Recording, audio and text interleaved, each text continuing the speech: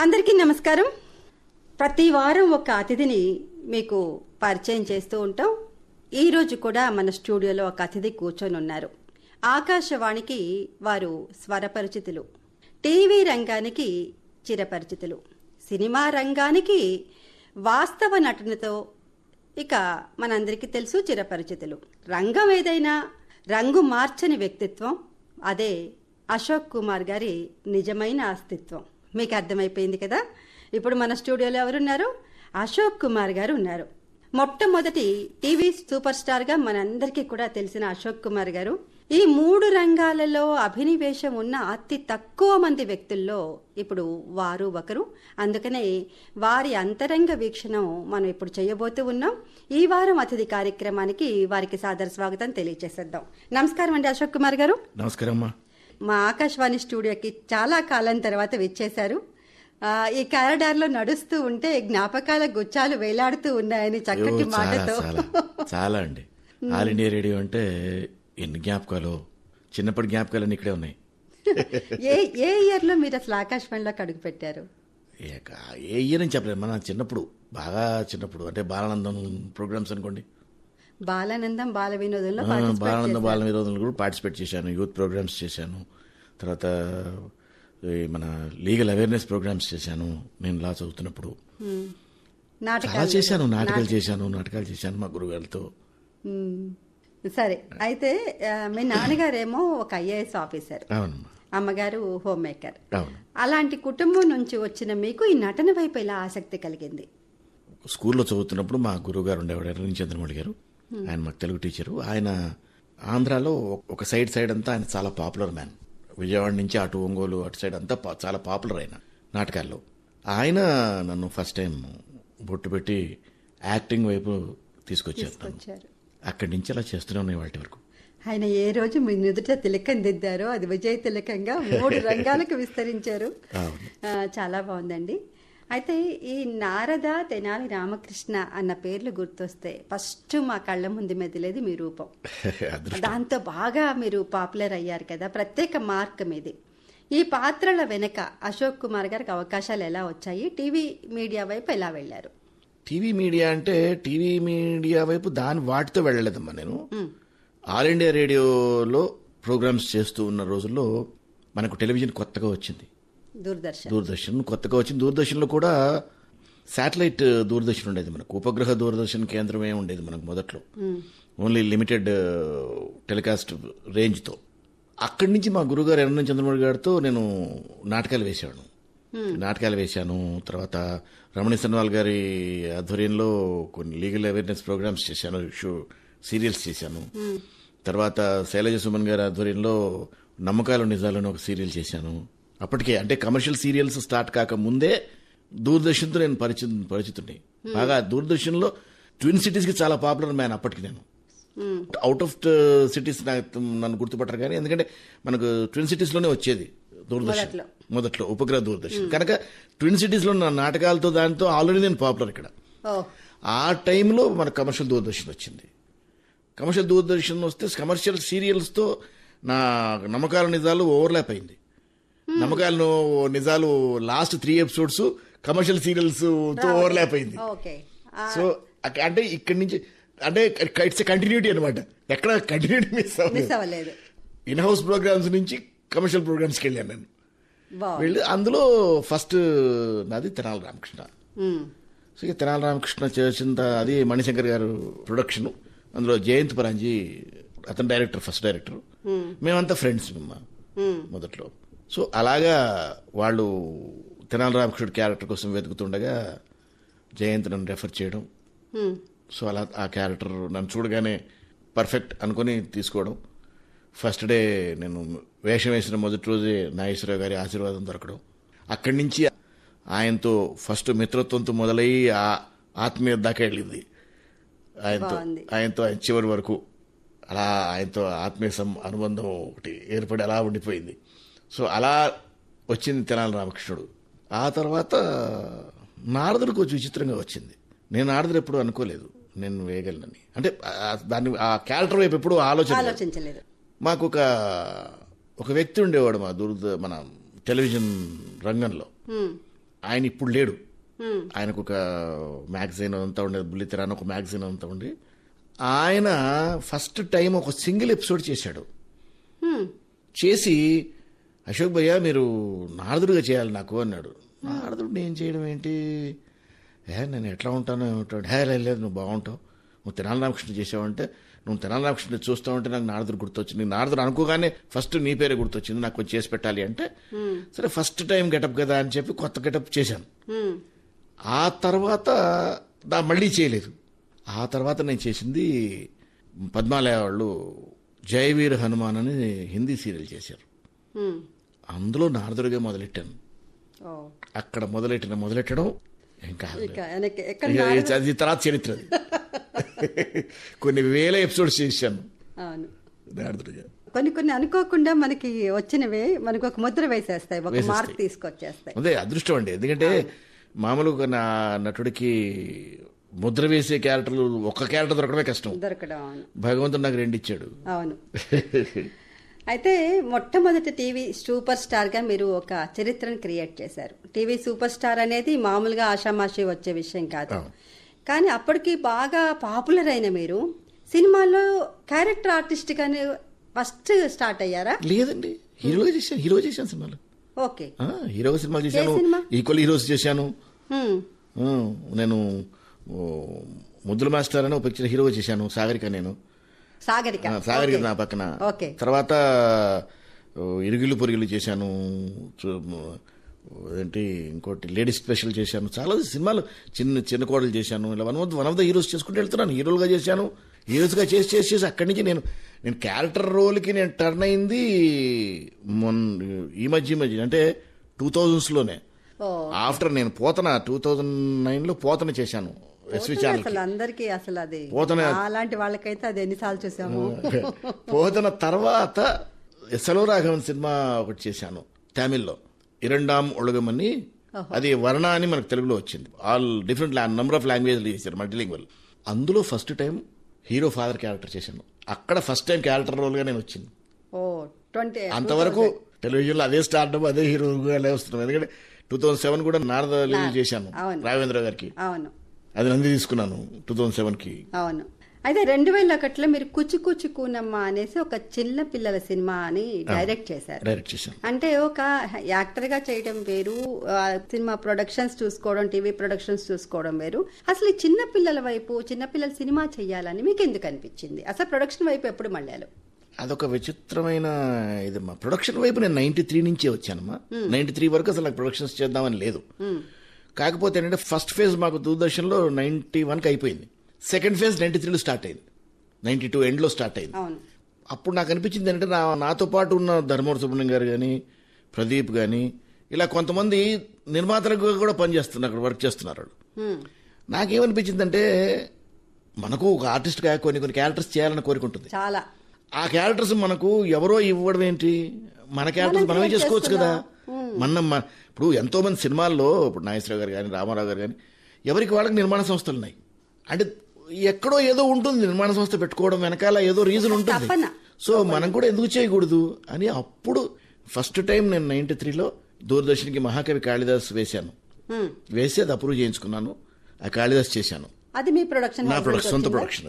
ఏంటండి దాని పేరు? శ్రీ దుర్గా మూవీస్ అని పెట్టి అప్పుడు మహాకవి కాళిదాస్ చేశాను టీవీకి. తర్వాత పద్మాలయ వాళ్ళకు కోఆర్డినేషన్తో కృష్ణతులవారం చేశాను. ఇవన్నీ నా డైరెక్షన్లో చేశాను. తర్వాత నరుడా ఏమిని కోరిక అని ఈటీవీకి చేశాను.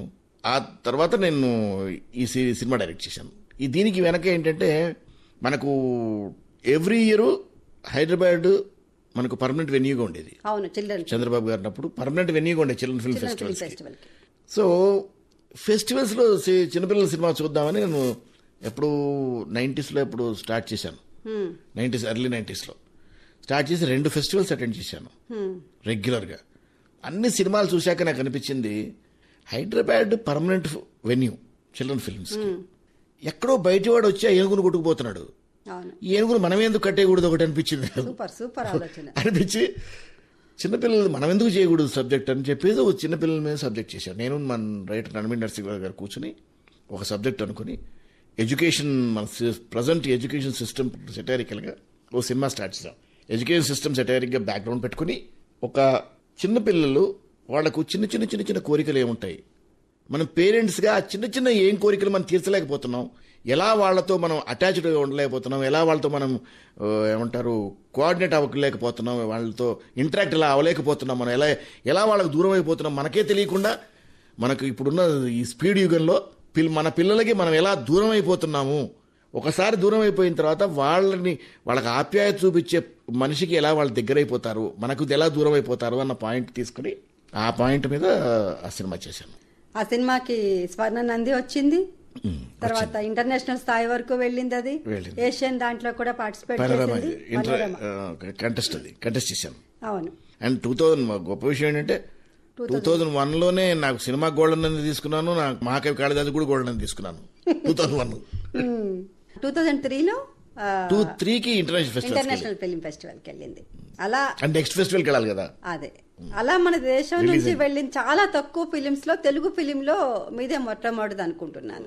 నాది ఒకటే ఉందేమో బహుశా, ఇంటర్నేషనల్ నామినేషన్ లో ఉంది ఒకటేమో, నామినేషన్ లేదు. అంటే ఎగ్జిబిషన్ చాలా ఉన్నాయి, ఎగ్జిబిట్ చాలా అయినాయి ఇంటర్నేషనల్ ఫెస్టివల్స్ లో, బట్ నాకు తెలిసి నామినేషన్ లో ఏమి లేవు నాకు తప్ప ఇప్పటి వరకు. అయితే కుచి కుచి కూనమ్మలో నాకు బాగా నచ్చింది ఏంటంటేనండి, అందరూ విశ్వనాథ్ గారి డైరెక్షన్ లో పనిచేయాలనుకుంటారు, కానీ మీరు డైరెక్షన్ లో విశ్వనాథ్ గారిని తీసుకొని వచ్చి దాంట్లో రోల్ చేయించారు. అది ఆయన నాకు ఇచ్చిన అదృష్టం. నిజం. ఎందుకంటే అందరి దగ్గర ఒప్పుకోడు కదా, ఆయన్ని డైరెక్ట్ చేసేంత మనుషులం కాదు కదమ్మా. ఎందుకంటే మనం చాలా చిన్నవాడిని, ఆయనతో కంపేర్ చేస్తే ఎక్కడ మనం పిపిఎల్ కాలం. కానీ అది చాలా గొప్ప అవకాశం, అదృష్టం కూడా కదా.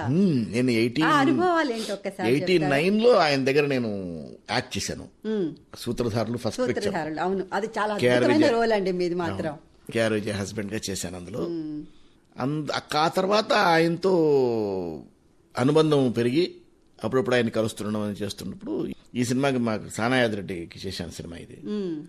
సానాయాదిరెడ్డి గారు కథ నాకు చేసి పెట్టమని అడిగారు, తప్పకుండా చేస్తాను. అయితే ఈ పర్టికులర్ క్యారెక్టర్ ఎవరన్నారు, ఎవరు అంటే అప్పుడు విశ్వనాథ్ గారు అయితే బాగుంటుంది క్యారెక్టర్, ఎందుకంటే అప్పుడప్పుడే ఆయన యాక్టింగ్ మొదలెట్టారు. జస్ట్ 96, 98 నుంచే ఆయన యాక్టింగ్ స్టార్ట్ చేశారు.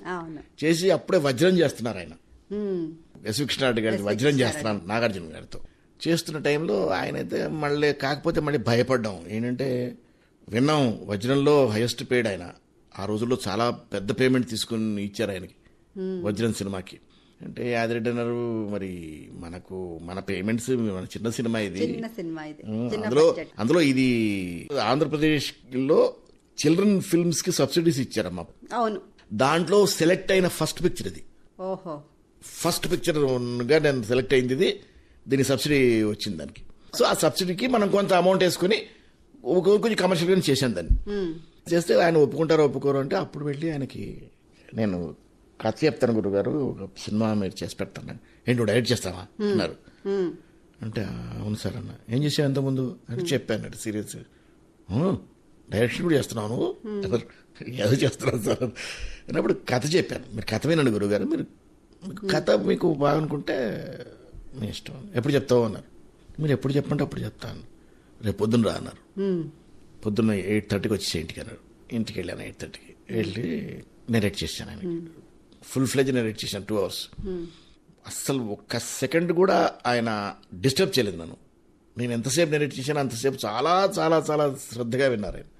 విన్న తర్వాత అంతా అయిపోయిన తర్వాత, మా నాన్నగారిని గుర్తు చేసావయ్యా అన్నాడు. ఒకటే మాట.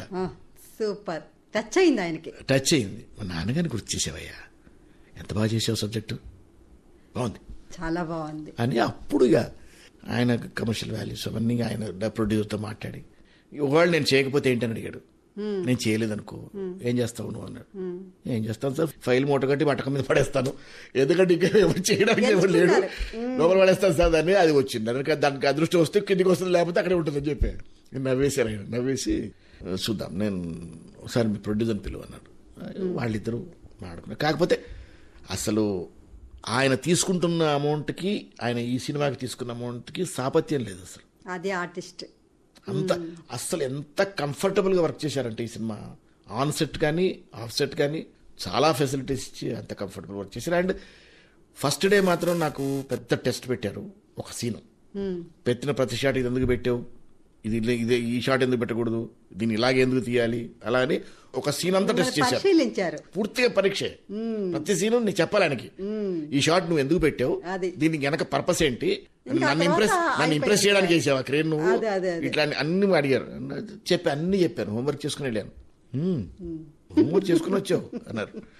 నవ్వి వదిలేసాం అంతే. ఆ తర్వాత మేము నమ్మరు, చిన్న పిల్లాళ్ళలాగా ఏం చెబితే అది చేశారు ఆయన. అందుకే వాళ్ళంత గొప్పవాళ్ళు ఎందుకు అవుతారంటే ఏమీ లేకుండా గొప్పవారు ఎవరండి. అన్ని సుగుణాలు ఉండబట్టే వాళ్ళు అంత పెద్దవాళ్ళు అవుతారు. వాళ్ళు మీరు ఈ మధ్య కూడా ఒక చిన్న ఇంటర్వ్యూలో చెప్పడం జరిగింది, సబ్సిడీలు ఇవ్వడం వల్ల, ప్రోత్సాహకాలు ఇవ్వడం వల్ల పురస్కారాలు మనం ట్రై చేయడానికి ఉంటాయి కాబట్టి బాలల చిత్రాలు చాలా అవసరము, అది వాళ్ళ వ్యక్తిత్వాన్ని తీర్చిదిద్దుతుంటాయండి. గవర్నమెంట్ కూడా మీరు ఒక అపీల్ చేశారు. ఇప్పుడు ఇక్కడ మళ్ళీ బాలల ఫిల్మోత్సవాలు పెట్టాలని దీనికోసం కూడా మీరు ఫైట్ చేస్తూ ఉన్నారు. అప్పటికి ఇప్పుడు బాలల చిత్రాల్లో వచ్చిన మార్పులు ఏమిటంటారు? ప్రజెంటేషన్ ఆఫ్ ఎ ఫిల్మ్ లోనే మార్పు వస్తుందేమో తప్ప ఎమోషన్స్ అని ఇప్పుడు ఏ రోజైనా ఒకటే. ప్రపంచ వ్యాప్తంగా ఎమోషన్ ఒకటే, ఏడుపు ఒకటే, నవ్వు ఒకటే, బాధ ఒకటే. ప్రతి మనిషికి అదే బాధ. మనకు లాంగ్వేజ్ వేరవచ్చు, మన ఖండాలు వేరవచ్చు, ఎక్కడున్నా సరే ప్రపంచ వ్యాప్తంగా ఏ మనిషిని తీసుకున్నా అవే ఎమోషన్స్, అవే బంధాలు, అవే బంధుత్వాలు, ఇంతకుమించి ఉండవు. కనుక మనం ఏ లాంగ్వేజ్ తీసినా సినిమా ఒకటే. మార్పులు అంటే ఏమి ఉండవు. పెద్దవాళ్ళు చెప్పినట్టుగా 5-6 రకాల కథలే ఉంటాయంట ప్రపంచంలో, వాటిలోనే మార్పులు వస్తుంటాయి. మన ప్రజెంటేషన్ లో మన స్క్రీన్ ప్లే మార్పులే తప్ప అంతకన్నా మార్పులు ఏమి ఉండవండి నాకు తెలిసి. నాకు బహుశా ఇప్పుడు లేటెస్ట్ గా అడ్వాన్స్ టెక్నాలజీతో వస్తున్నాయేమో సినిమాలు, అంతే తప్ప నాకు తెలిసి పెద్ద మార్పులే ఉండవు. అంటే ఇన్ని చూశారు, ఫస్ట్ ఆకాశవాణి చూశారు, రంగస్థలం చూశారు, టీవీ చూశారు, సినిమా చూశారు. ఇప్పుడు ఏఐ వచ్చాక చాలా వరకు పనితనం తగ్గుతుందా, అసలు పనే ఉండదా, నటులు ఉంటారా, సినిమాలు ఉంటాయా, ఎన్ని విమర్శలు, ఎన్ని చర్చలు జరుగుతున్నాయి కదా. మీరు అసలు ఏమంటారు ఏఐ మీద? It's a great invention. దానివల్ల చాలా సింప్లిఫై అవుతాయి. కానీ ఏదైనా దట్స్ ఎ డిపెండెంట్ ప్రోగ్రామ్. మీరు ఏం ఫీడ్ చేస్తే అదే ఇస్తుంది. అది కరెక్ట్. దాదాపుగా మీరు 300 సినిమాల పైన చేశారు, చాలా భాషల్లో చేశారు. భోజ్పురిలో కూడా మీరు సినిమా చేశారు, ఆంగ్లంలో కూడా సినిమా చేశారు. అది నాకు చాలా ప్రత్యేకంగా అనిపించింది. అది ఎట్లా వచ్చింది అసలు ఆపర్చునిటీ, ఎందుకు చేయాలనిపించింది? భోజ్పురి ఏమిటి అంటే, నాకు గోసని సుబ్బారావు అని నా మిత్రుడు ఉండేవాడు. మౌళి గారి సినిమా చేస్తున్నప్పుడు అతను కో-డైరెక్టర్ అక్కడ. సో అసిస్టెంట్ గా చేస్తున్నాడు. అప్పటి నుంచి నాకు ఫ్రెండ్షిప్ ఉంది. రాబానాయుడు గారి సినిమా బ్యానర్ లో భోజ్పురి సినిమా చేశారు. అప్పుడు ఒక అవార్డు అప్పుడు అంటే ఆయన అన్ని లాంగ్వేజ్ చేయాలని కవర్ చేయాలి కదా. భోజ్పురిలో ఇతను ఫోన్ చేస్తే, భయ్యా నువ్వు రాబానాయుడు గారికి సినిమా చేస్తున్నావు, భోజ్పురి చేస్తావా అన్నాడు. నీకు హిందీ వచ్చు కదా, మామూలు హిందీ నువ్వు ఫ్లూయెంట్ కదా, తెలుగుతో పాటు హిందీ వచ్చింది, ఉర్దూ హిందీ అన్ని వచ్చినాయి, చేస్తావా అన్నాడు. 100% చేస్తాను, ఎందుకు చేయనన్నాను. అని గోసంగి సుబ్బారావు 2 సినిమాలు చేశాను. ఒకటేమో రామనాయుడు గారు ఫస్ట్, సెకండ్ వేరే ప్రొడ్యూసర్ కి చేశాడు. మరి ఆంగ్ల చిత్రం ప్రేయర్ ఫర్ రెయిన్, ఇది భోపాల్ గ్యాస్ సంఘటన, ఇది ఒక విషాదకరమైన ఇది. దాంట్లో అవకాశం ఎలా వచ్చింది? అది కొన్ని అనుకోకుండా వచ్చాయి నాకు, కానీ చాలా విషయాలు అనుకోకుండా వచ్చాయి. ఒక యాక్టర్ గా వచ్చారు, ఫస్ట్ జాయిన్ అవ్వటం, తర్వాత ఎగ్జిక్యూటివ్, తర్వాత డైరెక్టర్ గా 24 క్రాఫ్ట్స్ మీద ఒక అవగాహన సంపాదించారు, డైరెక్షన్ చేశారు, దాంట్లో కూడా మెప్పించగలిగారు. ముఖ్యంగా ఈ ఫీల్డ్ నుంచి వచ్చినప్పుడు నాకు ఒక చిన్న ఇదేంటంటేనండి, బుల్లితెర మనిషిని చిన్నగా చూపిస్తుంది, వెండితెర మనిషిని పెద్దగా చూపిస్తుంది, రంగస్థలం మాత్రం మనిషిని మనిషిగా చూపిస్తుంది అన్నారు పెద్దవాళ్ళు. ఈ 3 రంగాల్లో మీ అనుభవం ప్రకారం ఎలా చెప్తారు? అంటే కళాత్మకంగా తీసుకుంటే ఏముందమ్మా, నాకు తెలిసి మూడిట్లోనూ పెద్ద భేదమేం లేదు. ఓన్లీ ఫార్మాట్స్ భేదమే తప్ప నటనలో కూడా ఏం భేదం ఉండదు. నాటకంలో ఏంటంటే వెనకాల కూర్చున్న వాడికి కూడా వినిపించాలి, సో మనం గట్టిగా మాట్లాడతాం. స్క్రీన్కి వచ్చేసరికి ఆటోమేటిక్గా తగ్గుతాం. ఎందుకంటే స్క్రీన్లో ఆటోమేటిక్గా మనం టెలివిజన్ స్క్రీన్కి వచ్చేసరికల్లా కొన్ని 100 రెట్లు మ్యాగ్నిఫై అవుతుంది, అక్కడ 1,00,000 రెట్లు 1,000 రెట్లు మ్యాగ్నిఫై అవుతుంది స్క్రీన్ అనేసరికి. స్క్రీన్కి వచ్చేసరికి but television performances are different, film performances different. ఇంకా మీకు స్క్రీన్ వైడర్ అవుతూ ఉంటే మీ పర్ఫార్మెన్స్ రిస్ట్రిక్ట్ అవుతుంటుంది. So keep adapting yourself. Adaption, దాన్ని నేర్చుకోవాలి, అది నేర్చుకోవాలన్న జిజ్ఞాస ఉండాలి. దాన్ని అది చెప్పాను కదా మీకు, నేను Tenali Ramakrishna was my school for me. నాకు మహీధర్ గారు ఫస్ట్ కెమెరామెన్, నాకు ఆయన నేర్పాడు, నాకు అసలు కెమెరాని ఎలా ఫేవర్ చేసుకోవాలని నేర్పాడు, జనాలకు తెలియకుండా మనం ఎలా ఫేవర్ చేసుకోవాలని నేర్పాడు, దాన్ని ఎలా చీట్ చేస్తూ ఎలా ఫేవర్ చేసుకోవాలో నేర్పాడు, ఏ లైట్ ఎలా తీసుకోవాలో నేర్పాడు, నాకు ఏ లైట్ ముందు ఎలా నడవాలని నేర్పాడు. హైలైట్ ఎలా తీసుకోవాలో నేర్పాడు, కీలైట్ ఎలా తీసుకోవాలో నేర్పాడు. ఇవన్నీ నేను నేర్చుకున్నాను. ఆ గురువు కెమెరామెన్ అన్న నా గురువుల దగ్గర నేను నేర్చుకున్నాను. టెలివిజన్ నేర్చుకుని దాన్ని అడాప్ట్ చేసుకుంటూ వెళ్ళాను, స్క్రీన్కి అడాప్ట్ చేసుకుంటూ వెళ్ళాను. Lot of hard work is there. Hard work చేశాను నేను. పట్టుదలతో చేస్తే సమరం తప్పకుండా నీదే, విజయం కష్టపడితే రాదా, ఫలితం పదరా సోదరా. నీ ధైర్యం తోడై ఉండగా ఏ సాయం కోసం చూడక, నీ ధ్యేయం చూపే మార్గంలో పోరా సూటిగా. ఏ నాడు వెనకడుగేయక, ఏ అడుగు తడబడనీయక, నీ గమ్యం చేరేదాకా దూసుకుపోరా సోదరా. పట్టుదలతో చేస్తే సమరం తప్పకుండా నీదే, విజయం కష్టపడితే రాదా, ఫలితం పదరా సోదరా.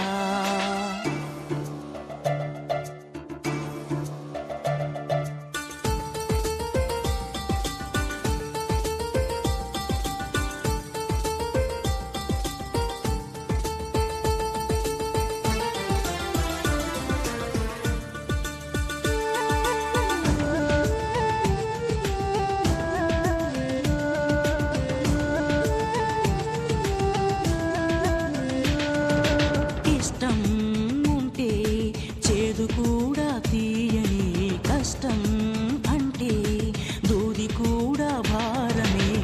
లక్ష్యమంటూ లేని జన్మే దండగా, లక్షలాది మంది లేరా మందగా.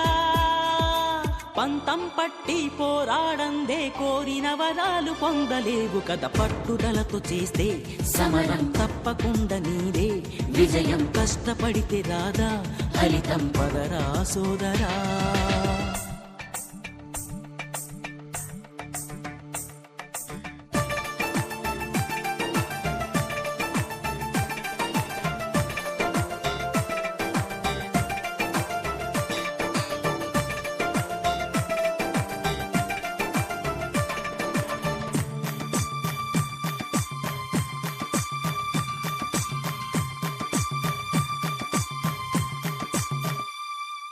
చేస్తూ ఉంటే ఏ పనైనా సాధ్యమే, చూస్తూ ఉంటే రోజులన్నీ శూన్యమే. ఒక్క అడుగు వేసి చూస్తే చాలురా, ఎక్కలేని కొండనేది లేదురా. నవ్వేవాళ్ళు నివ్వెరపోగా దిక్కులు జయించి సాగిపోద. మరి పట్టుదలతో చేస్తే సమరం తప్పకుండా నీదే, విజయం కష్టపడితే రాదా, ఫలితం పదరా సోదరా. నీ ధైర్యం తోడై ఉండగా ఏ సాయం కోసం చూడక, నీ ధ్యేయం చూపే మార్గంలో పోరా సూటిగా. ఏ నాడు వెనకడుగేయక, ఏ అడుగు తడబడనీయక, నీ గమ్యం చేరేదాకా దూసుకుపోరా సోదరా.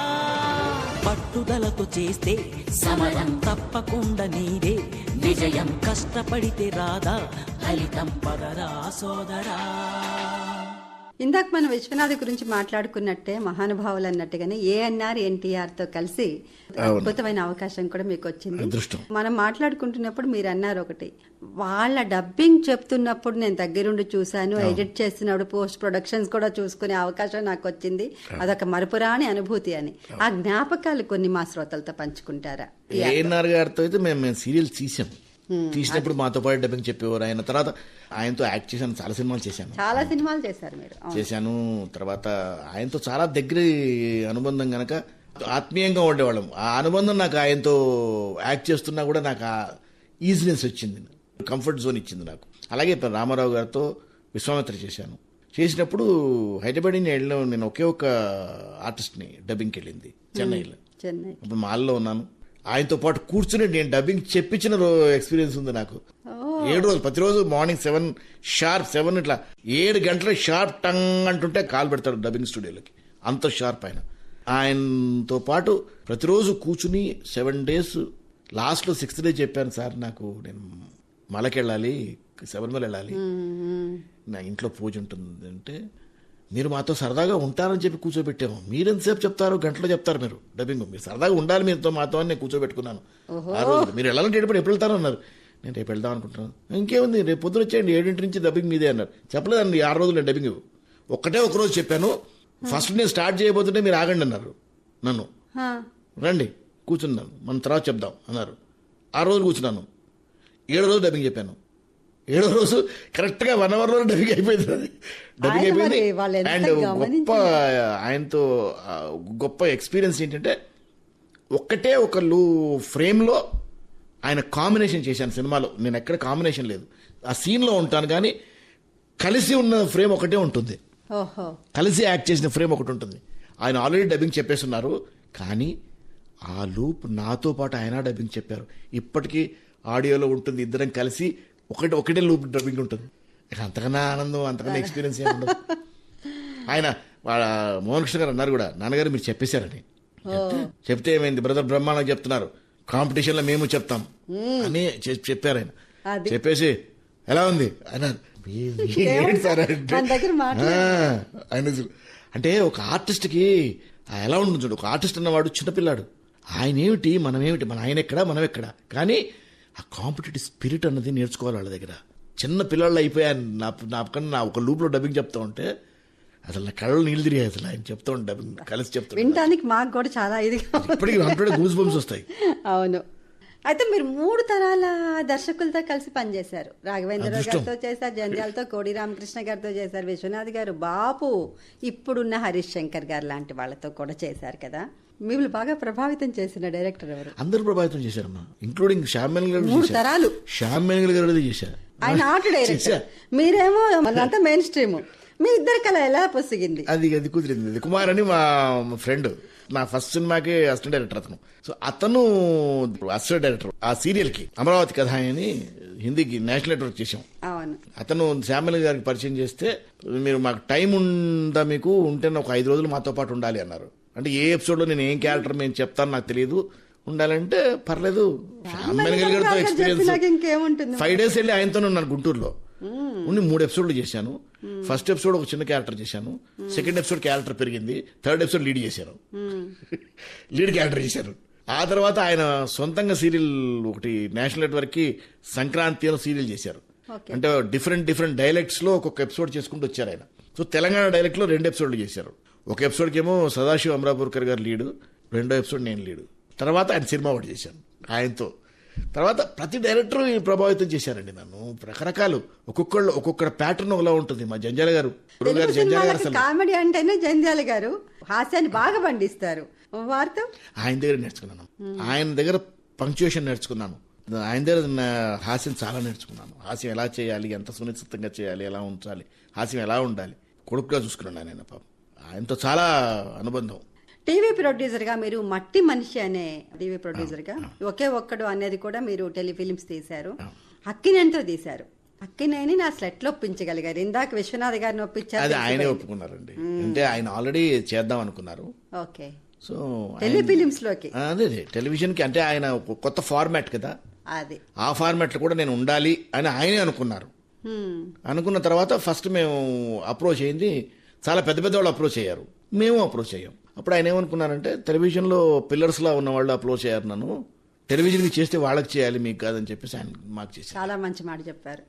ఇందాకటి నుంచి నన్ను తొలుస్తున్న ప్రశ్న ఒకటి ఉందండి. మీరు ఎక్కువగా ఎందుకు పౌరాణికాలు ఎంచుకున్నారు? మహాకవి గారు ఎంచుకున్నారు, తులాభారం, భక్తపోతన, ఇలాంటివన్నీ మీ గురువు గారు చిన్నప్పుడు బాగా బలమైన ముద్ర వేశారు తెలుగు మాస్టరు. లేదు, అసలు నేను పౌరాణిక సినిమాలు నాటకమే చేయలేదు. నేను అసలు పౌరాణికం నాకు తెలియదు, నాకు ఆ భాషే తెలియదు. నా first costume play Tenali Ramakrishna.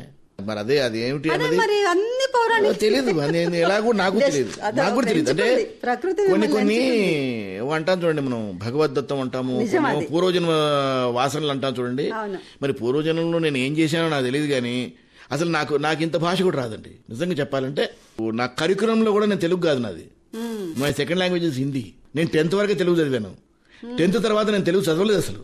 అలాంటిది చాలా చిత్రంగా ఉంది, అదే చెప్తున్నాను. అలాంటిది ఇంత వ్యాకరణంతో కలిగి ఉన్న డైలాగులని అనర్గళంగా అలా నోటుకు వచ్చేస్తాయి. ఎంత ధారణ అనుకుంటారు అసలు మీరు, ధారణ అట్లా వెళ్ళిపోతుంటది. అలా పేపర్ చూస్తే వచ్చేస్తుంది నోటికి, అది అదృష్టం ధారణది. తర్వాత ఆ నోటు తిరగాలి కదా, ఎలా తిరిగింది? దైవానుగ్రహం. అందే నేను పూర్తిగా నమ్ముతాను, అది దైవానుగ్రహం. ఎక్కడో పూర్వజన్మలో ఏం సుకృతం చేసుకున్నామో ఆ భాష అబ్బింది అంతే.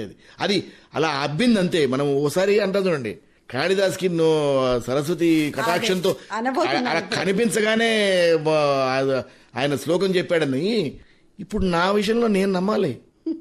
ఎందుకంటే నేను ఎప్పుడు తెలుగు చదవలేదండి, అదే, తెలుగు second నేర్చుకోలేదు. language కూడా హిందీ. నేను నేర్చుకోని భాష నాకు ఎలా వచ్చింది? నేను డైలాగ్ రాసుకోగలుగుతున్నాను ఇవాళ, నేను పౌరాణిక డైలాగుల్లో నేను కరెక్ట్ చేసుకోగలుగుతున్నాను. భాష చదువుతుంటే నా కంఫర్ట్ జోన్కి కరెక్ట్ చేసుకుంటున్నాను, తప్పులు సరిదిద్దుతున్నాను. అండ్ అశోక్ కుమార్ అంటే డిక్షన్ చాలా క్లారిటీగా ఉంటుంది, డిక్షన్ పర్ఫెక్ట్గా మాట్లాడతాడు. వాక్శుద్ధి ఎలా వచ్చింది వాక్శుద్ధి? తెలీదు. దైవం కటాక్షమే తప్ప సరస్వతి కటాక్షం అది ఇంకొకటి లేదు. అంతే. అన్నిటికంటే ముఖ్యంగా నాకు బాగా అనిపించింది ఏంటంటే ముల్లపూడి వెంకటరమణ గారు మధ్యతరగతి మందహాసాలు బాగా పండిస్తారు. ఆయనతో కూడా మీరు రుణానంద లహరిలో నటిస్తూ మరి దర్శకత్వం కూడా బాధ్యతలు తీసుకున్నారు. చేశాను. బాపు ముల్లపూడి గారు ఏంటండి అసలు వాళ్ళిద్దరు. అది ఇట్లా చాలా అదృష్టాలు వచ్చాయి మనకు లైఫ్లో. ఏంటంటే అల్లాన శ్రీధర్ దూరదర్శన్కి ఇన్హౌస్ చేస్తున్నాడు. అది చేస్తూ దీనికి నేను ఇది డైరెక్ట్ చేయను, దీనికి కరెక్ట్ డైరెక్టర్ ఎవరు అని ఆలోచిస్తూ ఇది అశోక్ గారు అయితేనే కరెక్ట్ చేస్తారు దీనికి అని నన్ను పిలిచారు. నన్ను పిలిచి ఇట్లా అశోక్ గారు ఇట్లా రుణానంద లహరి చేస్తున్నాను ముళ్ళపూడి గారిది, అది మీరు నాకు డైరెక్ట్ చేసి పెట్టగలరా అని అడిగాడు. యాక్ట్ చేస్తూ మెయిన్ లీడ్ యాక్ట్ చేసుకుంటూ డైరెక్ట్ చేసి పెట్టగలరా రెండింటి మీద కాళ్ళంటే అంటే నాకు యాక్ట్ చేసి డైరెక్ట్ చేయడం అని మొదటి అలవాటు అలవాటు అయిపోయింది మీకు, మీరు కాబట్టి నాటకాల నుంచి డైరెక్షన్ అలాగే అలవాటైంది కనుక అలా చేశాను. అంటే అసలు ముళ్ళపూడి గారిది అనేసరికల్లా అసలు చెప్తుంటేనే గూస్బంప్స్ వచ్చాయి నాకు ఆ రోజున. అవును, ముళ్ళపూడి గారి స్క్రిప్ట్ నేను డైరెక్ట్ చేయడమా? ముళ్ళపూడి గారి స్క్రిప్ట్ అంటే బాబు గారు డైరెక్ట్ చేయాలి, అవును. అది రూల్ బ్రేక్ చేస్తూ నేను డైరెక్ట్ చేయడం ఏంటి అసలు? అంటే ఇలా అవకాశం వచ్చింది చేయగలరా అంటే 100% చేస్తాను, ఇది ఏమైనా సరే చేస్తానని చెప్పా. చేసేది అదొక అదృష్టం నిజంగానే. అండ్ సాధ్యమైనంత వరకు బాపు గారి స్టైల్లో చేయడానికి ట్రై చేశా ఆ సిరీస్. మీరు ఎప్పుడైనా దొరికితే చూడండి, అవే ఫ్రేమ్స్ అలాగే చేయడానికి ట్రై చేశా, ఆ ఫ్రేమ్సే పెట్టడానికి ట్రై చేశా. ఎందుకంటే నాకు లోపల ఏంటంటే ముళ్ళపూడి గారి రచన బాబు గారి అలాగే ఉండాలి, నేను తీసినట్టు ఉండకూడదు. ఒక సాహిత్య రూపాన్ని దృశ్య రూపంలోకి మార్చేటప్పుడు మనం చాలా జాగ్రత్త తీసుకోవాలి కదా. ఇది ముఖ్యంగా ఒక డైరెక్టర్ తీసుకోవాల్సిన జాగ్రత్త ఏంటి? ఇప్పుడు మీరు రుణానంద లహరి చెప్తున్నారు కదా, అసలు మౌలికంగా ఒక్కటేనండి, బేసిక్గా దాని ఒరిజినాలిటీ మిస్ అవ్వకుండా చూసుకోవాలి. కాకపోతే కొన్ని ఇంటాక్ట్గా ఉంచాలి దాని లోపల. కొన్ని వాళ్ళు ఇప్పుడు రుణానంద లహరి నేను చేసినప్పుడు స్పెసిఫిక్గా ఒకటి ఇంటాక్ట్ చేశాను, ఉంచాను. ఏంటంటే అది 60లో రాసుకున్న సబ్జెక్ట్. అది పీరియాడికల్గా ఆ రోజుల్లో కాస్ట్యూమ్స్, ఆ రోజుల్లో గెటప్స్, ఆ రోజుల్లో ఉంచుకుంటూ దాన్ని అదే ఆ రోజుల్లో ఎంత ఉందిరా నిదేరా అర్థనా ఉందా తీదాం అని అంటే అవి ఏమి మార్చలేదు. నేను మారుద్దామా ఇప్పటికన్నారు. వాళ్ళది మార్చే దమ్ము మనకు లేదు, అంత అర్హత మనకు లేదు, ముట్టొద్దు, దాన్ని పీరియడ్ ప్లే చేద్దామని అలాగే చేశారు. సో ఆ పీరియడ్ని ఇంటాక్ట్గా ఉంచడం అన్నది చాలా అవసరం అండి. అది ఆ ఒరిజినల్ ఫ్లేవర్ ఉంటుంది, అది మిస్ అవ్వకుండా చేయాలి. మనం ఏం చేసినా మార్పులు చేయొచ్చు, బట్ ఒరిజినల్ ఫ్లేవర్ టచ్ చేయకూడదు. అది చాలా ముఖ్యం. ఇక మీరు చాలా జ్యూరీలకు వెళ్ళారు, చాలా జ్యూరీ అనుభవాలు కూడా ఉన్నాయి. జాతీయ స్థాయి, తర్వాత నంది జ్యూరీలు, ఇప్పుడు గద్దర్ జ్యూరీ కూడా. ఈ జ్యూరీల్లో మనం మామూలు సినిమా చూడటం వేరు, జ్యూరీలో ఉండి సినిమా చూడటం వేరు. మనం ఇది వినోదం కోసం ఎలా చూస్తూ ఉంటాం, ఇంట్లో ఉంటే ఆడుతూ పాడుతూ, సినిమా హాల్కి వెళ్ళి ఇష్టం కొద్దీ చూస్తాం. ఈ జ్యూరీ సెలక్షన్స్ లో మీరు గమనించిన అంశాలు ఏంటి? మీకు బాగా గమ్మత్తుగా అనిపించిన అంశం ఏంటి? గమ్మత్తుగా అనిపించడం ఏంటంటే మన సినిమా చూస్తే చాలా ఇంట్రెస్ట్గా చూస్తాం, జ్యూరీ చూస్తుంటే బలవంతంగా చూస్తాం. ఖచ్చితంగా చూడాలి. అండ్ వాటిలో జాగ్రత్తగా, ఇప్పుడు అక్కడ సరదా చూసేస్తాం సినిమాని, మనం పెద్దగా గుర్తుంచుకోవాల్సిన అవసరం లేదు. ఇక్కడ అన్ని గుర్తుంచుకోవాలి, ఎందుకంటే మళ్ళీ మనం మాట్లాడాలి, దానికి మార్క్స్ వేయాలి, దానికి గుర్తుపెట్ట ప్రతి చూడాలి, ప్రతి అంశం చూడాలి, ప్రతి అంశం చర్చించాలి. అవును. సో డెఫినెట్ గా ఇది ఒక సినిమా మనం చూస్తే 4 సినిమాలు చూసినట్టు స్ట్రెయిన్ ఉంటుంది. అయితే చాలా బహుముఖిన ప్రజ్ఞావంతులుగా మీకు చాలా పురస్కారాలు, తర్వాత సత్కారాలు కూడా జరిగాయి, నంది అవార్డ్స్ కూడా వచ్చాయి. అవార్డుల వివరాలు ఒక్కసారి మన శ్రోతలతో. నా సొంత బ్యానర్కి మా ఆవిడే ప్రొడ్యూసర్. ఆవిడకి ఒక బంగారు నంది ఉంది, ఒక వెండి నంది ఉంది, 2 ఉన్నాయి తనకి. అంటే మా ఇంట్లో ఆ 2 ఉన్నాయి. నాకంటూ ఒక 12 నందులు ఉన్నాయి. స్టేట్ అవార్డ్స్ 12 వచ్చాయి. ప్రైవేట్ ఆర్గనైజేషన్స్ చాలా ఉన్నాయి. మీ భవిష్యత్ ప్రణాళిక ఏంటి? మీ నుంచి ఏం సినిమా మేము ఆశించవచ్చు? సినిమా అంటే నేను యాక్టింగ్లో దాదాపు ఒక 8 సినిమాలు ఉన్నాయమ్మా. ఒక 3 పోస్ట్ ప్రొడక్షన్స్ లో ఉన్నాయి. 4 సినిమాలు 5 సినిమాలు కమిట్ కావాలి. ఇప్పుడు 2 జరుగుతున్నాయి ఆల్రెడీ. అది మీరు యాక్టర్ గా మీ దగ్గర నుంచి మేము మళ్ళీ ఇంకొకసారి డైరెక్షన్ లో ఇంకొక సినిమా చూద్దాం అనుకుంటున్నాం కదా. డైరెక్షన్లో నా ప్రొడక్షన్లోనే ఒక సినిమా స్టార్ట్ చేశాను, సగమైంది. మా అబ్బాయి హీరోగా స్టార్ట్ చేశాము. కంప్లీట్ అవ్వాలి, అయిన తర్వాత వస్తుంది త్వరలో. తప్పకుండా మేము అందరం ఎదురు చూస్తూ ఉంటాం. మా గురుగారు జంజాల గారి ట్రిబ్యూట్ లా ఉంటుంది అది. అయితే మళ్ళీ ఆయన జోనర్ రావాలి అన్న కోరికతో పూర్తిగా ఆయన జోనర్ లో తీస్తున్నాను సినిమా. చాలా బాగుందండి. హాస్యం అంటే అపహాస్యం అవుతున్న రోజులు ఇవి. అలాంటిది మళ్ళీ హాస్యానికి పట్టాభిషేకం చేయడం ఆయన తర్వాతే మళ్ళీ మీ దగ్గర నుంచి అది రావడం అనేది నిజంగా ట్రిబ్యూట్, నివాళిగా ఉంటుంది. మీ క్యారెక్టర్స్లో మీకు బాగా ప్రతి క్యారెక్టర్ నచ్చే చేస్తాం ఎవరైనా సరే. మేము రాసిన ప్రతి పుస్తకం మాకు ఇష్టంగానే ఉంటుంది. అలాగే మీకు బాగా మదిలో ముద్ర పడ్డాయి. ప్రేక్షకులుగా మాకు కొన్ని ఉంటాయనుకోండి, కానీ సూత్రధారుల్లో మీ పాత్ర మాత్రం మాకు ఎప్పుడు గుర్తుండిపోతుంది. అలా మీకు నచ్చిన క్యారెక్టర్స్ ఏంటి? లేదు, నేను అన్ని నచ్చి చేస్తానమ్మా. నాకు ఇది నచ్చి అది నచ్చుతుంది అని నచ్చుతుంది ఏం లేదు. నేను ఒక్క సీన్ క్యారెక్టర్ ఎప్పుడైనా చేసినా సరే అది కూడా ఇష్టపడి చేస్తాను. అందుకే ఒక సీన్ చేసినా నా మార్క్ ఉంటుంది, నాకు ఐడెంటిఫికేషన్ ఉంటుంది. ఎప్పుడన్నా చిన్న వేషాలు చేయాల్సి వచ్చినా, ఒక గెస్ట్ క్యారెక్టర్స్ చేయాల్సి వచ్చినా అంత ఇష్టంగానే చేస్తాను. ప్రతి క్యారెక్టర్ ఇష్టపడతాం కనుకనే అవి మార్కు వదులుతాయి. సరే, కుచ్చి కుచ్చి కూనమ్మ అనేది మనకు తెలుసు, అది చాలా హిట్ అయిన పాట. అలాగే కుచ్చి కుచ్చి కూనమ్మ అంటే మాకు కూడా చాలా ఇష్టమైన సినిమా. కానీ అది నేషనల్ అవార్డు వరకు వెళ్ళగలిగింది. కానీ నేషనల్ అవార్డుని పట్టుకురావాలి కదా, ఆ దిశగా మరి మీ ప్రయత్నాలు ఏంటి? మా అశోక్ కుమార్ గారు జాతీయ స్థాయిలో అవార్డును తీసుకొస్తారు అని మేము అందరం ఎదురు చూస్తున్నాం. లేదమ్మా, అది యాక్చువల్గా నేషనల్ అవార్డుకి నేను అప్లై చేశాను. కుచ్చుకుచ్చుకునమ్మా మిస్ అయింది, ఆ సంవత్సరం మిస్ అయింది. చూడాలి, ఎప్పటికైనా ఖచ్చితంగా నేషనల్ అవార్డు తీసుకుని తీరాలి. ఎందుకంటే మనం ఈ రంగంలో ఉన్నందుకు, దర్శకత్వం చేస్తున్నప్పుడు, అందులో చిన్నపిల్లల సినిమాల్లో చేద్దామన్న తాపత్రయం ఉన్నప్పుడు చూడాలి. వెయిట్ చేస్తున్నాను నేను కూడా. మంచి సబ్జెక్టులు రెడీగా ఉన్నాయి. చూద్దాం, ఈసారి గ్యారంటీగా నేషనల్ అవార్డుకి వెళ్ళాలనే ఒక తపన నాకు కూడా ఉంది. చూద్దాం, భగవంతుడు ఎప్పుడు అవకాశం ఇస్తాడు. చిన్నపిల్లలకి ప్రోత్సాహకాలు ఇవ్వాలన్నా, సినిమా ఇండస్ట్రీలో ముందుకు రావాలి ఆలోచించాలన్నప్పుడు కూడా మీరు చాలా యాక్టివ్గా పార్టిసిపేట్ చేశారు. నాకు చిన్నపిల్లల సైకాలజీ చాలా ఇష్టం అమ్మా. నాకు బహుశా ప్రొఫెషనల్ ఆబ్లిగేషన్స్ లో పడి నేను చూడలేదు కనుక బహుశా అది చాలా ఇష్టం అనుకుంటా. నాకు చాలా ఎందుకు ఇష్టం అంటే బహుశా అందుకే ఉండేమో, వాళ్ళ చిన్నపిల్లలుగా ఉన్నప్పుడు పెద్దగా వాళ్ళతో నేను టైం స్పెండ్ చేయలేకపోయినాను. మీ నాన్నగారు వృత్తిరీత్యా ఆయన కలెక్టర్ గా అట్లాగే ఉండేవాడు. ఆయన మీతో అలాగే ఉండి మిస్సింగ్ అవుతున్నారా మీ బాల్యాన్ని? అవును, ఎందుకు మిస్ అయ్యారు? ఎందుకంటే మా బాల్యం మేము అమ్మ నాన్నలతో ఎక్కువ లేవు. మేము మా బామ్మగారితో ఉండే, మా అటాచ్మెంట్ అంతా మా బామ్మగారితో మా తాతగారితో ఉండేది. ఆవిడ దగ్గర పెరిగాం మేము. నేను కూడా దీని ముందు అడ్వకేట్ గా ఉండేవాడిని. సాయంత్రం నాటకాలు రిహార్సల్స్ ఉండేవి. నాకు వర్క్ చూసుకుంటూ వర్క్ ఫినిష్ చేసుకుని నా జూనియర్ కి అప్పచెప్పేసి వెళ్ళిపోయేవాడిని రిహార్సల్స్ కి. సో ఇలా అప్పుడు కూడా నాటకాలు రన్ అవుతుండేవి. సో దానివల్ల బహుశా నా పిల్లల బాల్యం గ్యారంటీగా మిస్ చేశాను నేను. వాళ్ళతో I couldn't spend proper time. ఇప్పుడు మీ అబ్బాయి రాబోతున్నాడు కదా అవును సినిమాల్లోకి, వచ్చాడు, ఆల్రెడీ చేస్తున్నాడు. అంటే ఆ సినిమా వాడికి హీరోగానే. ఓకే, ఆడ ఆల్రెడీ ఫస్ట్ పిక్చరే హీరోగా చేశాడు. శేఖర్ సూరి గారి డైరెక్షన్ లో డాక్టర్ చక్రవర్తి చేశాడు.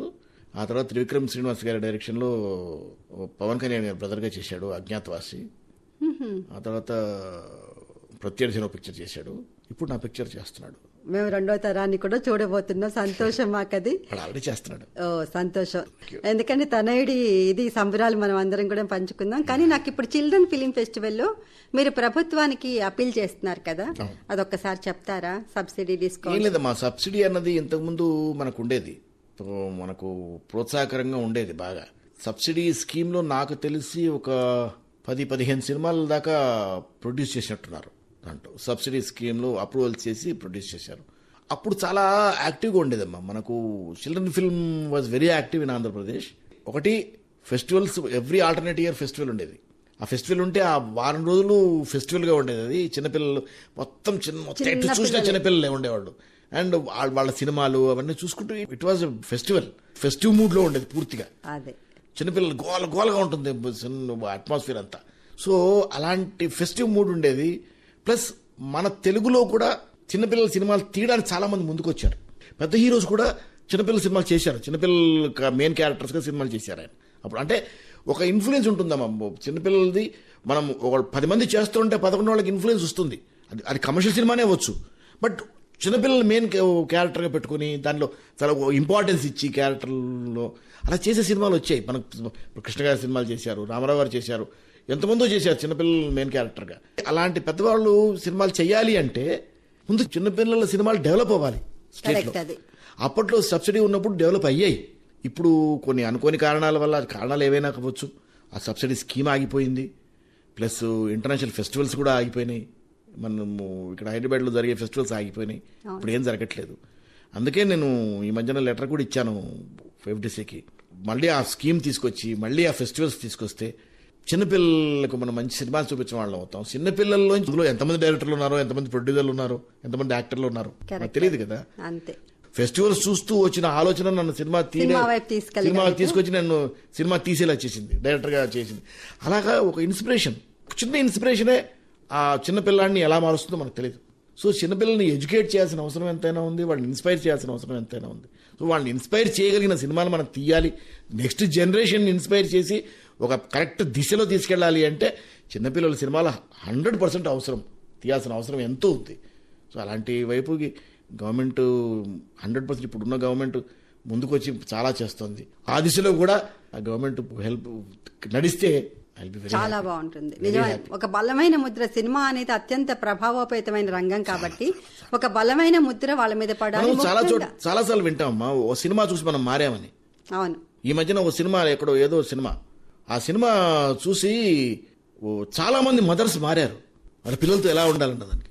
సో అలా ఒక సినిమా అన్నది అంత ఇన్స్పైర్ చేస్తున్నప్పుడు ఆ ఇన్స్పిరేషన్ చిన్న ముక్కగా ఉన్న ఆ పిల్లల్లో ఇన్స్పిరేషన్ పడింది అనుకోండి, అలాంటి ఇంప్రెషన్ వచ్చింది అనుకోండి, he may become a soldier, he may become anything.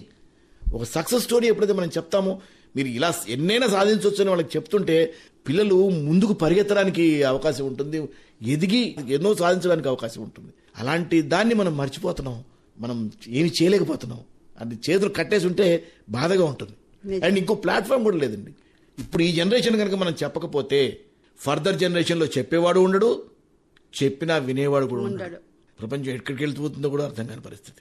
బాగా చెప్పారు. ఖలీల్ జిబ్రాన్ గుర్తు వచ్చేసారు నాకు ఒకేసారి. ఆయన అంటాడు, ప్రపంచ కవి, కిరాయి ఆలోచనల బోల్లో మీ బాల్యాన్ని బంధించకండి, వాళ్ళు సీతాకోక చిలుకలు, వాళ్ళని స్వేచ్ఛగా ఎగరనివ్వండి అని. ఎంత మంచి పదం. మన ఆలోచనలన్నీ వాళ్ళ మీద ఎందుకు రుద్దుతాం? అందుకని స్వచ్ఛమైన స్వేచ్ఛాయుతమైన వాతావరణం, వాళ్ళకి ఎలాంటి ఆలోచనలు, అందుకని చిల్డ్రన్ ఫెస్టివల్ లో పిల్లలే ఉంటారు. కొంతమంది పిల్లలతో మాట్లాడుతుంటే నేర్చుకోవచ్చు అమ్మా, చాలా నేర్చుకోవచ్చు. వాళ్ళతో ఇంటరాక్ట్ అవుతే అర్థమవుతుంది ఏమిటన్నది. తెలియని చాలా విషయాలు చెప్తారు వాళ్ళు మనకు. అవును, వాళ్ళకి ఏం కావాలో ఫస్ట్ వాళ్ళ నుంచి నేర్చుకోవాలి. ఫ్రెష్ అది. వాళ్ళు ఏ బేషాలు ఉండవు, వాళ్ళకు ఏవి కుళ్ళు కుతంత్రాలు ఏవి ఉండవు, వాళ్ళకి ఏది అనిపిస్తే చెప్తాడు. అవును.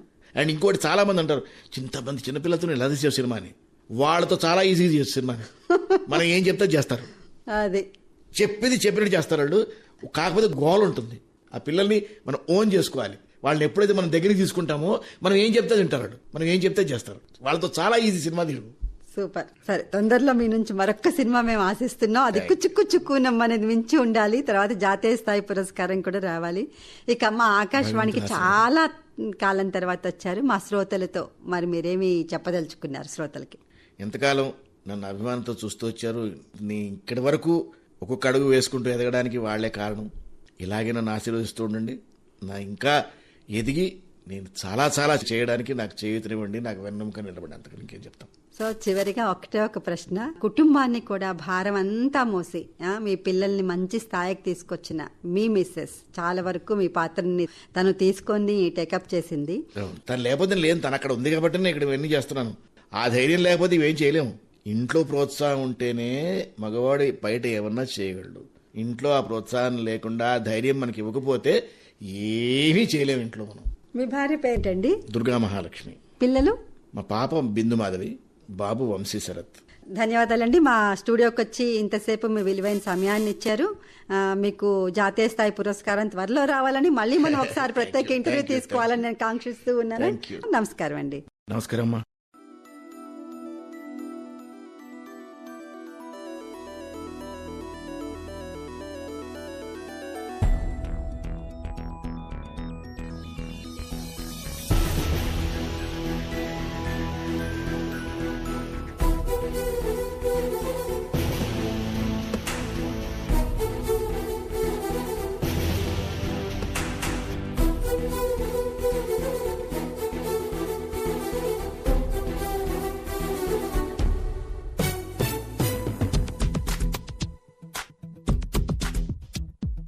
మెరుపై సాగరా ఆ గెలుపే నీదిరా, నీ రేపటి లక్ష్యం మరువకు సోదరా.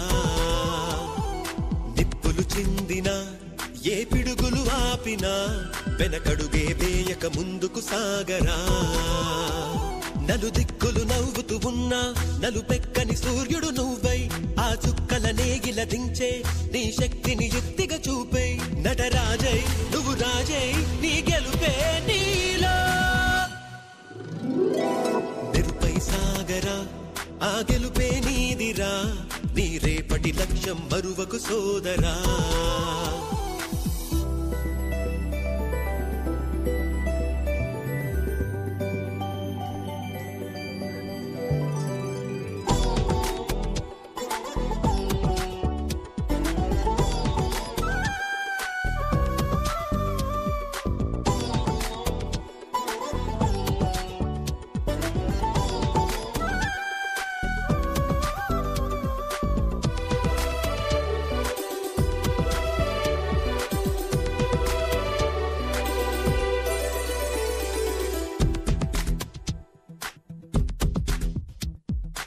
అమ్మ మాట కోసం నువ్వు ఆయుధంగా మారి కొండలే ఢీ కొట్టరా, అది ఎంత కష్టమైనా. ఆశయాన పీఠం నువ్వు అందుకున్న నాడు నిండుగా మురిసేనురా మీ అమ్మ ఎక్కడున్నా. చేయూతే ఇస్తుంటే ఓ స్నేహ బంధం చరితల్లే మారాలి నువ్వెళ్ళు మార్గం. నీ ప్రతిభే చూపించే ఆ రోజు కోసం ప్రతి అణువు కావాలి నీ వెనుక సైన్యం. లేరా అడుగైరా ఆ శిఖరం చేరా. నిరుపై సాగరా ఆ గెలుపే నీదిరా, నీ రేపటి లక్ష్యం మరువకు సోదరా.